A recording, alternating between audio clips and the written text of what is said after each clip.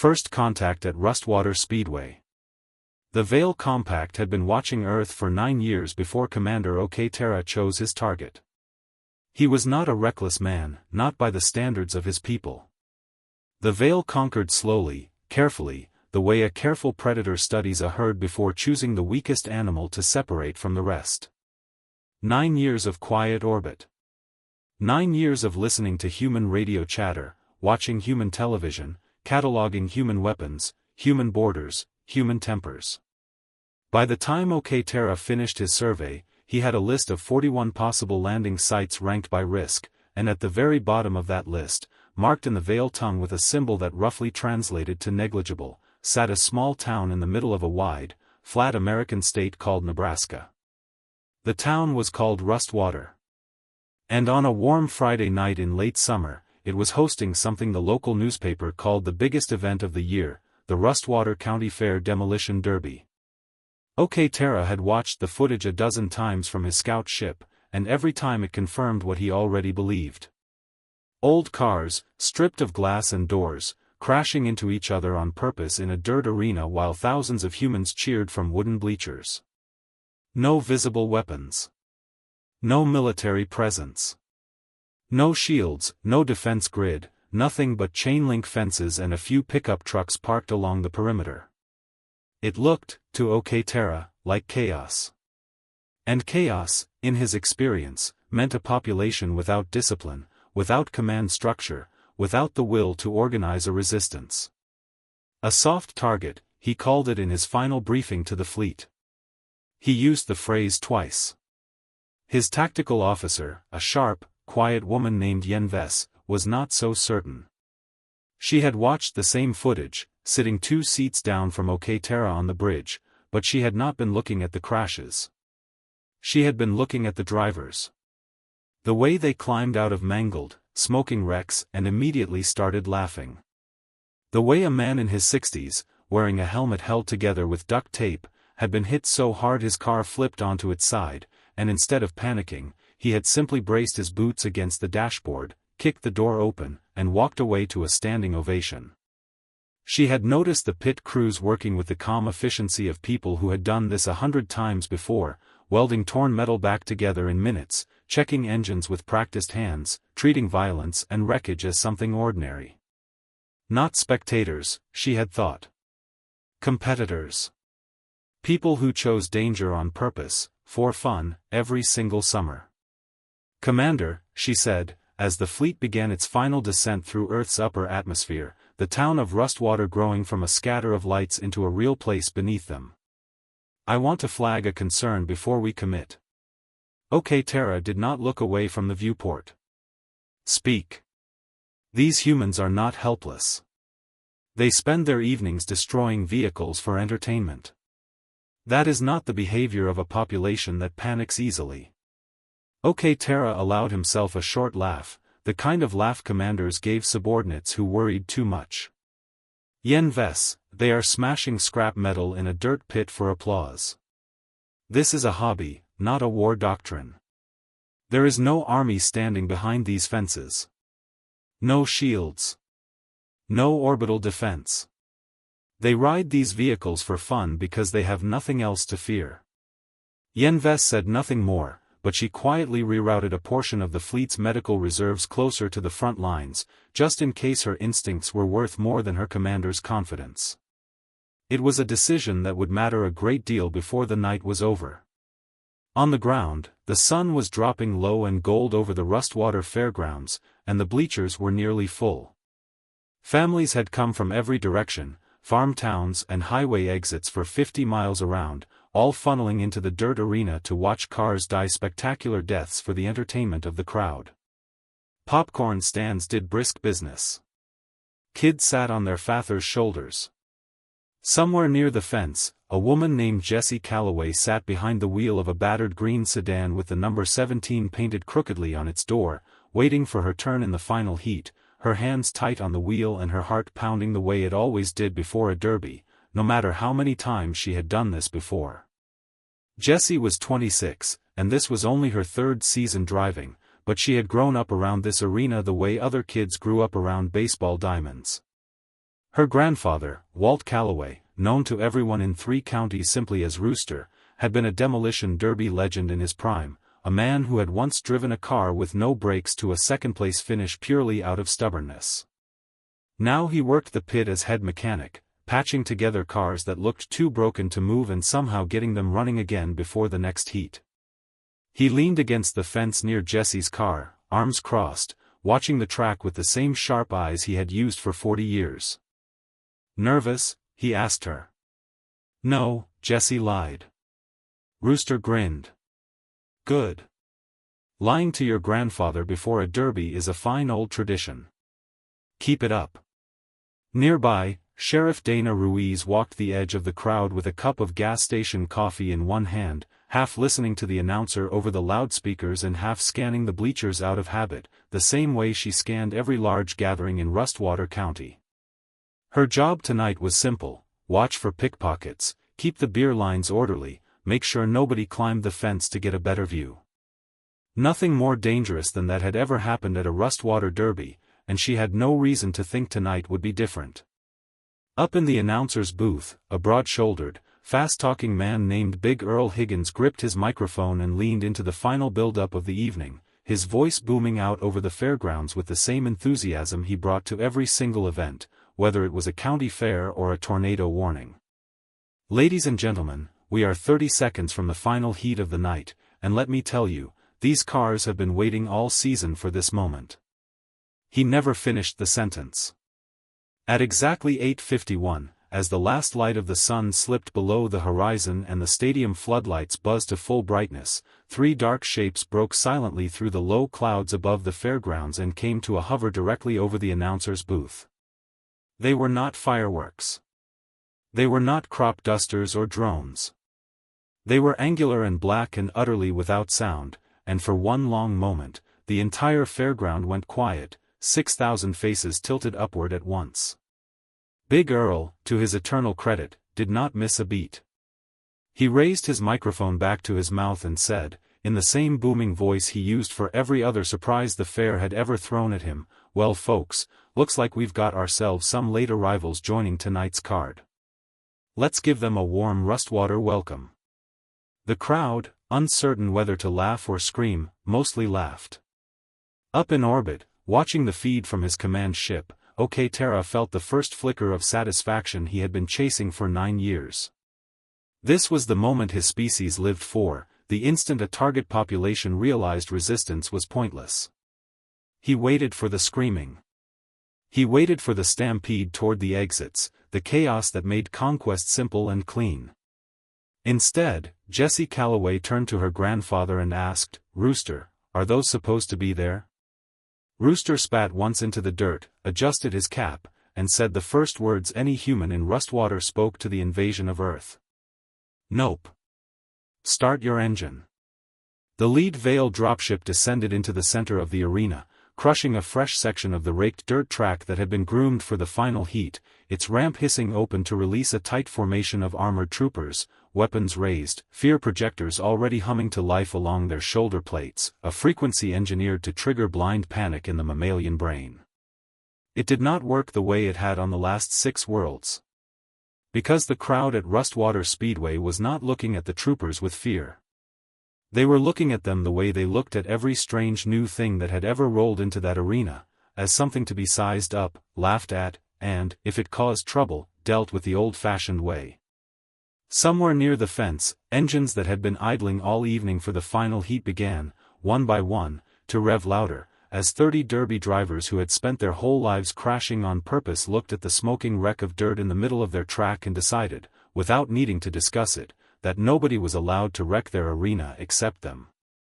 Jessie Calloway gripped her wheel, glanced once at her grandfather, and gunned the engine of car number 17 straight toward the nearest line of troopers, the crowd rising to its feet behind her in a roar that had absolutely nothing to do with fear. Up above the clouds, Commander OK Terra stared at his monitors in complete silence, and for the first time in 9 years of planning, he had absolutely no idea what he was looking at. The derby that wouldn't die.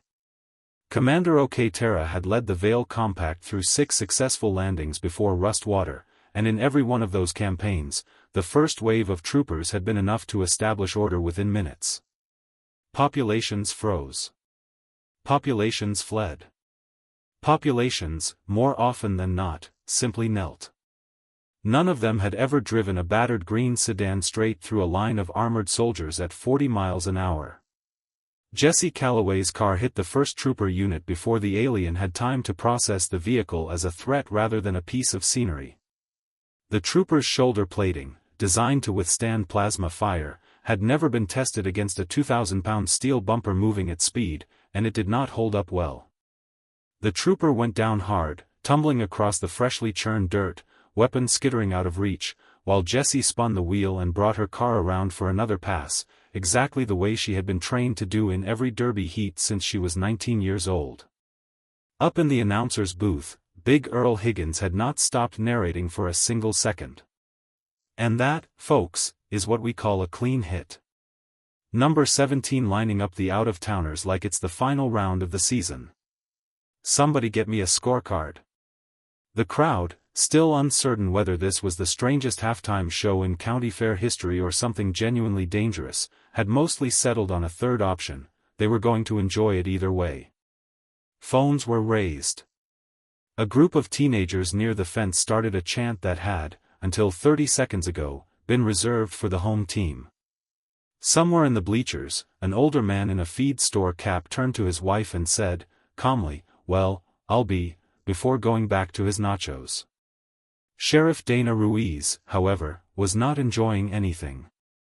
She had her radio out and was already calling in every off-duty deputy in the county, watching the second wave of Vale dropships descend through the floodlit sky with the particular calm of someone whose training had never once covered this scenario and who had decided to improvise anyway. She grabbed Rooster by the sleeve as he jogged past her toward the pit. "Walt, tell me you have a plan." "I got a track full of derby cars, 40 years of demolition experience, and a granddaughter who doesn't know how to lose," Rooster said. "That's the plan." Up in orbit, OK Terra watched his second wave descend with the tight, controlled fury of a commander whose patience had run out. "Full deployment," he ordered. "I want that arena secured within the hour." Beside him, Yenves said nothing, though her expression had shifted from concern into something closer to quiet vindication. She had pulled up the regional television archives during the descent, curious what exactly demolition derbies were, and had spent the last 20 minutes learning that this was not an isolated event. This was a tradition. An entire culture built around controlled, deliberate collision, practiced for generations, celebrated as sport. These were not civilians caught by surprise. These were, in the truest Vale sense of the word, veterans. "Commander," she said finally, "I don't believe we are facing panic. I believe we are facing home field advantage." Down on the ground, that advantage was becoming impossible to ignore. As the second wave of troopers fanned out across the arena, they found themselves not facing a fleeing crowd but a coordinated wall of steel. 30 derby cars, driven by men and women who had spent years learning how to read an opponent's angle of approach, how to use a wrecked chassis as a weapon, how to protect a teammate by putting their own vehicle between danger and a friend, closed ranks around the center of the track without anyone needing to give the order. It was instinct, built over a lifetime of Friday nights just like this one, except the opponent had never before been from another planet.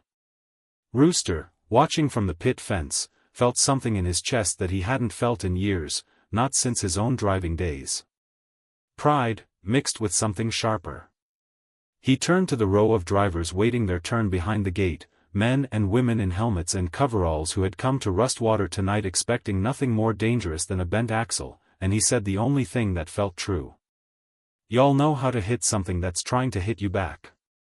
Go do what you do." The gate came up. 12 more cars roared onto the track. What followed was not a battle in any way OK Terra's tactical database recognized. There was no formation, no coordinated fire, no clean lines of engagement. There was simply chaos, deliberate and practiced, humans using 30 years of demolition derby instinct to turn an alien invasion into something that looked, from above, disturbingly like a well-rehearsed motorsport event. Troopers who braced for incoming fire found themselves instead knocked flat by vehicles they never saw coming, their fear projectors useless against people who had built entire personalities around not being afraid of getting hit. Jessie found herself in the thick of it, weaving between two of her fellow drivers, reading the movement of a trooper walker the same way she read an opponent's next turn in a heat, watching the subtle lean before the machine committed to a direction and adjusting half a second ahead of it. She clipped its leg strut with her rear bumper, sent it stumbling, and heard Big Earl's voice boom out over the loudspeakers behind her. "Oh, and that's a spin-out for the away team, folks. I don't think the judges are gonna give that one style points, but effective is effective." For the first time since the invasion began, Okatera felt something close to doubt. He watched trooper after trooper go down not to weapons fire but to what his own sensors were classifying, almost mockingly, as collision events, non-lethal, high frequency. His people were trained for war. They were not trained for a population that treated every threat as a variable to be outmaneuvered rather than feared. "Yenves," he said quietly. "Casualty report." "0 fatalities," she replied. 41 troopers incapacitated. None of them by weapons fire. Then what incapacitated them? Yenves hesitated, checking the data twice before answering. "Cars, Commander. They are being incapacitated by cars." It was around this time that Rooster, watching the battlefield with the eye of a man who had spent decades reading the flow of a demolition derby, noticed something his opponents hadn't. The Veil troopers, for all their weapons and armor, moved in tight, predictable clusters, staying close together for mutual support the way soldiers were trained to do. In a derby, staying close together was the fastest way to get boxed in. He grabbed the radio from Sheriff Ruiz's belt without asking and keyed it to the frequency the drivers used to communicate mid-heat, a habit so old his hands remembered it before his mind caught up. "Listen up," he said, his voice carrying the same gravel it always had, 40 years unchanged. "Same play we ran in the '09 championship. Box them in, tight circle, don't give them a clean lane out. Jessie, you're calling it." Jessie, hearing her own name crackle through the radio in the middle of the chaos, felt something steady in her chest for the first time all night. She had spent 3 seasons standing in her grandfather's shadow, second-guessing every move against drivers who had grown up watching him win. Now he was handing her the wheel of the whole operation, in the middle of an actual alien invasion, without a hint of hesitation. "Copy that," she said. "Everybody, tighten the circle. Push them toward the dropship. Don't let them scatter." What happened over the next several minutes would later be described by Big Earl, in the version of the story he told for the rest of his life, as the finest piece of driving Rustwater Speedway had ever witnessed. 30 derby cars, moving with an instinct built over generations of Friday nights, closed a slow, deliberate circle around the remaining Veil troopers, cutting off every lane of retreat, pushing them step by step back toward their own crippled dropship, using controlled collisions instead of gunfire, trapping instead of destroying. It was, Yenves would later note in her official report, the single most efficient non-lethal containment maneuver she had ever observed from any species in the compact's recorded history. She did not say this to Okatera immediately. She waited until the last trooper had been boxed against the hull of the dropship, weapon knocked from his hands by a bumper he never saw coming, before she spoke again. "Commander," she said. "I recommend full withdrawal." Okatera stared at the feed in silence for a long moment, watching his soldiers, unarmed and unharmed but thoroughly beaten, standing in a ring of idling, battle-scarred sedans while 60,000 humans cheered from the bleachers as though they had just watched the finest finale in the derby's history. "Explain your reasoning," he said finally, though he already suspected the answer. "These are not civilians who happen to be gathered in one place," Yenves said. "This is a species that trains for chaos, celebrates collision, and organizes instantly under pressure without central command. We classified this as a soft target because we mistook their culture of controlled danger for a lack of discipline. It was the opposite. Continuing this engagement will not secure the planet. It will simply cost us more soldiers to a species that appears to consider this a normal Friday." OK Terra said nothing for a long time, watching the arena below, where the crowd had begun chanting a name that translated, roughly and with great enthusiasm, to nothing at all in any Veil dictionary, but which the humans seemed to feel very strongly about. Jesse. Jesse. Jesse. Order the retreat, he said at last. Mark this world as unknown risk. Do not engage again without full fleet support. Down on the ground, as the last Veil dropship lifted off the ruined track and vanished back into the clouds, Big Earl leaned into his microphone one final time, his voice hoarse but triumphant, echoing out over a fairground that would talk about this night for the rest of its existence. Well folks, I don't know what the judges are gonna make of tonight's final heat, but I think we can all agree, Rustwater Speedway just set a new track record for out-of-town competitors. Drive safe getting home, and we will see y'all right back here next Friday, same time, same place, because folks, if aliens can't shut this derby down, I don't know what can.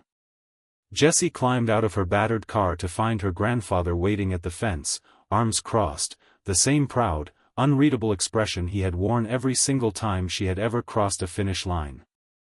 Not bad, kid, Rooster said. Jessie pulled off her helmet, breathing hard, grinning despite herself. You called it the '09 championship play. We didn't win that one. No, Rooster admitted. But we made work for it. Same as tonight. Above them, the floodlights buzzed back to full brightness over a track scarred with tread marks that told two stories at once, one about a demolition derby, and one about a planet that had just proven, without ever meaning to, exactly why it was never going to be an easy target for anybody.